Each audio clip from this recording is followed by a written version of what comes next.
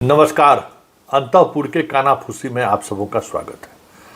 और आज हम अंतःपुर के कानाफूसी में बात उस कानाफूसी की कर रहे हैं कि युद्ध के मैदान में अगर सेनापति का नियत बदल जाए या फिर युद्ध के मैदान में सेनापति दुश्मन की सेना की तरह भाषाओं का इस्तेमाल करने लगे तो फिर उस युद्ध का मतलब क्या रह जाएगा। अंतःपुर के अंतः में कुछ इसी तरीके की कानाफूसी हो रही है कि आखिर सेनापति का नियत क्यों बदल गया है। आज चर्चा उस पड़ोसी अंतःपुर की भी होगी जहां इसके लिए किसी भी हद तक जाने को लोग तैयार हैं। तो उसको लगता ही नहीं है कि वो अंतःपुर ये चाहता हो कि हम सरकार में आए, वास्तविक अंतःपुर पर हमारे कब्जा हो, हम बादशाह बनकर उस अंतःपुर में विराजमान हो। कोशिश करता हुआ नहीं दिख रहा है। चर्चा उस पर भी होगी और चलते चलते चर्चा इस पर भी होगी कि इस बार हस्तिनापुर पूरी ताकत लगा दिया है कि कुछ भी हो जाए, इस बार अंतःपुर, पाटलिपुत्र का जो अंतःपुर है ना, इस पर काबिज हो ही जाना। तो हम शुरुआत उस सेनापति की करने जा रहे हैं जिसको लेकर बड़ी बड़ी चर्चा हो रही है। और चर्चा सिर्फ इतना ही नहीं हो रही है कि आखिर सेनापति किसके प्रति जिम्मेवार है। आखिर जिस सेनापति का रिश्ता आज से नहीं, उस दौर से रिश्ता है जब बादशाह स्कूटर पर चलता था। और स्कूटर पर चलने वाले रिश्ते से लेके आज तक के रिश्तों में कभी इस तरीके से सेनापति का नज़रिया बदलते हुए किसी ने नहीं देखा है। कुछ दिनों के लिए रिश्ते में खटास आई, दूसरे राज्य के सेना अध्यक्ष के रूप में भले वो कुछ दिनों के लिए चले गए थे और उस दौरान वो दांत कहाँ है उसका विवरण दिया करते थे, लेकिन फिर भी वापसी के बाद सब कुछ ठीक ठाक चल रहा था। तो कानाफूसी यही है कि जिसको भी दिल्ली भेजा ना संदेशा लेकर, दिल्ली के पानिये में है ये चीज कि जो गया ना वो दिल्ली का हो गया। जिस पर भी भरोसा किए, भरोसा तोड़ दिया। पहला वाला भी इतना ही विश्वसनीय था। वो भी जब दिल्ली में थे तो यूपी के ब्यूरोक्रेसी में उनका बड़ा धमक था। वहीं से मायावती के कहने पर ले गए थे और उनका भी रिश्ता हमको लगता है कि 97-98 से तो जब रेल मंत्री थे तब से था। लेकिन दिल्ली दरबार का पानी का अश्क ही कुछ और है। वो कहीं न कहीं खेला कर देता है भाई। तो वही खेला होते हुए दिख रहा है। हालांकि अभी युद्ध के मैदान में इस तरीके से सेनापति का होना वाकई थोड़ा असहज जरूर कर दिया है। वैसे कहने वाले तो सबको कह ही रहे हैं कि ये थे किसके। गीता का वो ज्ञान याद करिए, जब युद्ध के मैदान में अर्जुन धनुष नहीं उठा रहा था तो कृष्ण ने विराट रूप दिखाया कि देखो जो तुम्हारे तात श्री हैं, जो तुम्हारे भ्राता हैं, देखो सारे के सारे लोग मरे हुए हैं। तुमको लग रहा है कि हमें मारना पड़ रहा है, लेकिन ऐसी बात नहीं है।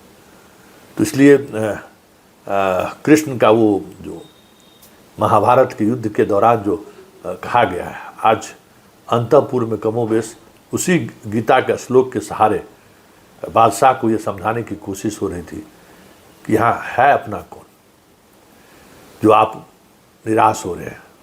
वैसे आज बादशाह ने अपनी आंखें भी तरेड़ ली और वो कर दिखाया कि नहीं, बस अब बस कीजिए, अब बहुत हो गया। और इसका असर ये हुआ कि बादशाह आज जाना था लेकिन अपना कार्यक्रम ही रद्द कर दिया। चलिए अब अंतःपुर के दूसरे एपिसोड पर चलते हैं। और वो एपिसोड बड़ा दिलचस्प है कि किस तरीके से राजनीति को लोगों ने व्यापार बना दिया, किस तरीके से राजनीति ने इन्वेस्टमेंट का एक जरिया बना दिया है राजनीति।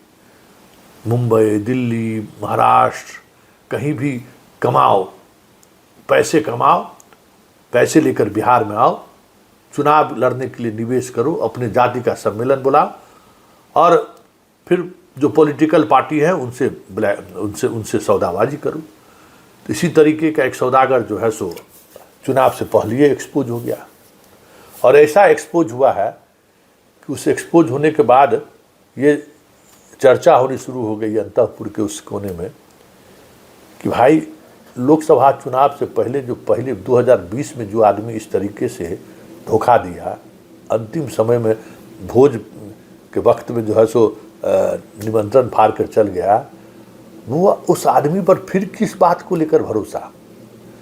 और 2024 के लोकसभा चुनाव में उसके पार्टी उसके रहने से क्या फायदा हुआ सबको पता था, लेकिन साथ युवराज के साथ वहाँ खूब घुमाघूमी होता था। इस बार भी घूम रहा है और उस घूमने में जो डील हुआ वो चौंकाने वाला डील है। अपने परिवार को भी इसने नहीं छोड़ा, बाकी के तो बात छोड़िए, अपने परिवार को भी नहीं छोड़ा, वहां भी डील कर लिया। और कहा जा रहा है कि ये डील बहुत बड़ा डील हुआ है और उस डील के सहारे कोई एक तरफ से नहीं, उम्मीदवार से ही सिर्फ डीलिंग नहीं हुआ है, हस्तिनापुर से भी इसने डील कर लिया कि अब तो उल्टी चीज़ें उलट चल चुकी है। अब हम लड़ाई से ही बाहर हो जाते हैं तो फिर आप बल्ले बल्ले हैं और जो काम आप लोग नहीं कर सके वो काम हम कर देते हैं। तो स्थिति ये है कि पूरे इलाके में युवराज के उस फैसले पर फिर से चर्चा होनी शुरू हो गई है कि भाई अंतःपुर का राज सिंहासन उन्हें रास नहीं आ रहा है, पाटलिपुत्रा की गद्दी पर बैठे इस पर कभी उनका विचार नहीं हो रहा है। जो इस तरीके से चुनाव के दौरान जो चर्चाएं सामने हैं, 10 करोड़ 12 करोड़ तक बातें गई, उसी करोड़ पार्टी को आज जम के पब्लिक पीटा है। करोड़ वसूली करने वाले को आज धो दिया है, कुर्सी तुर्सी सब तोड़ दिया है, दे दनादन। मतलब ये धंधा बना लिया। भाई बताइए, लोकतंत्र में ऐसा भी होता है?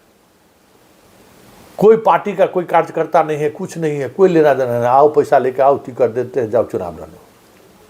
तो इसका जो सबसे बड़ा खिलाड़ी था ना, जो चुनाव से पहले एक्सपोज हो गया, और दूसरा जो खिलाड़ी है, प्रोफेशनल खिलाड़ी है, वो भी एक्सपोज हो रहा है।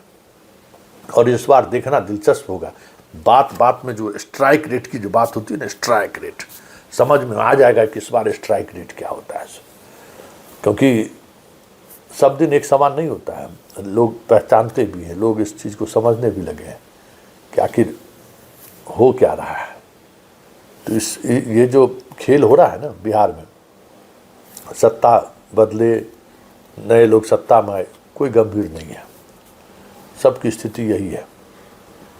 देखिए ना, फर्स्ट फेज का हो गया ना, तिवारी जी बड़ा जोर शोर से आए थे। देखिएगा फर्स्ट फेज में मुश्किल से 14 जगह हो गए, किसी कॉन्स्टिट्यूंसी में अपने उम्मीदवारों के समर्थन में प्रचार करने नहीं गए, जिला जिला में वजह से रोड शो करके चल आए।